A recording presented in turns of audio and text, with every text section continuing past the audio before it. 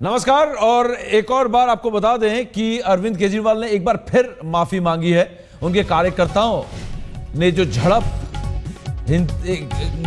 BJP और आप के कार्यकर्ताओं में जो झड़प हुई थी, जिसमें आशुतोष, शाजिया इल्मी और प्रोफेसर आनंद कुमार भी शामिल थे और उनकी गिरफ्तारी भी हो सकती है। इस पूरे मामले को लेकर अरविंद केजरीवाल ने एक बार फिर माफी मांगी है। आपको याद दिला दें कि कल भी उन्होंने माफी मांगी थी। उन्होंने कहा था कि आपके कार्यकर्ताओं से इस तरीके के बर्ताव की उम्मीद नहीं है और उन्होंने जो किया उसके लिए मैं माफी मांगता हूं। उन लोगों ने बताया कि उन लोगों की सी कोस्ट पे जमीन है। सी कोस्ट की जमीन काफी वैल्यूएबल होती है, बहुत वैल्यूएबल होती है।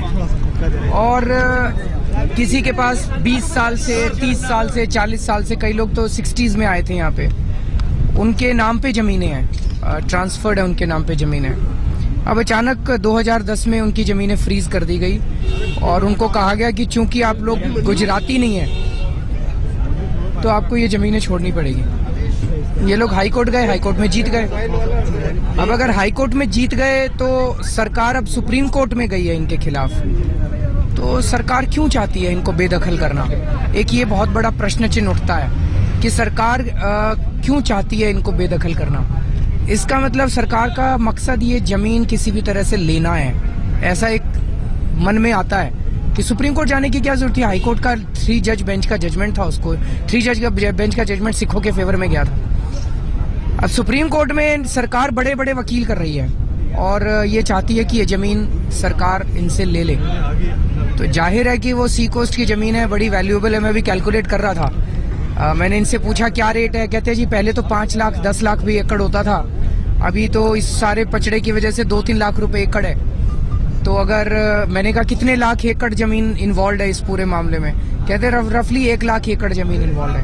तो इस हिसाब से ये 3-4 हजार करोड़ रुपए की जमीन है। सर, इनको बॉर्डर एरिया के लिए बसाया गया था। बॉर्डर एरिया के लिए बसाया गया था, अब क्यों निकाला जा रहा है?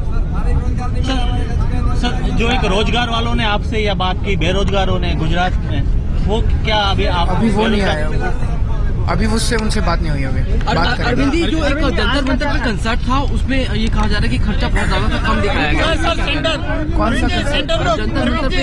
वो तो सारे बिल दिए हुए हमने। आज आपके पास आज क्या प्रश्न उठे हैं कल से और आज? कल वाले तो मैंने सारे बताए थे आपको। आज क्या प्रश्न आए आपके सामने? अभी हम जा रहे हैं, मुंड्रा जा रहे हैं और मुंड्रा के बाद कहाँ जाएंगे? जीके हॉस्पिटल जा रहे हैं। जीके हॉस्पिटल शायद होते हुए जाएंगे। आज ही दिल्ली लौट रहे हैं आप? नहीं, आज रात को अहमदाबाद। और आपके आज 14 कार्यकर्ता की अरेस्ट हुई है दिल्ली में और आपके 2 और नेता की भी अरेस्ट होने की संभावना है, तो इसके ऊपर आपकी क्या प्रतिक्रिया? देखिए, ये लोग करेंगे, हम लोगों को इस सब चीज के लिए तैयार रहना है। लेकिन मेरा अभी भी ये रिक्वेस्ट है जो मैंने कल रात को बोला था कि हमें हिंसा नहीं करनी, हमारे कार्यकर्ताओं को बिल्कुल हिंसा नहीं करनी। कल मेरी नॉलेज में आया कि हमारे एक आध कार्यकर्ता ऐसे हैं जिन्होंने शायद रिटेलिएशन में थोड़ा सा हिंसा किया है।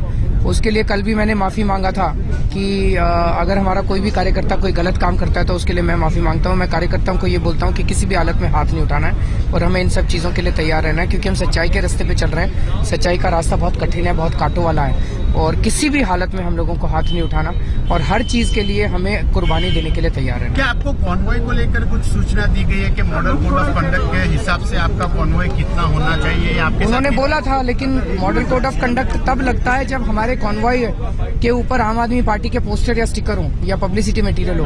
हम तो इलेक्शन कैंपेनिंग तो कर ही नहीं रहे हम लोग, तो इसके ऊपर मॉडल कोड ऑफ कंडक्ट नहीं लगता।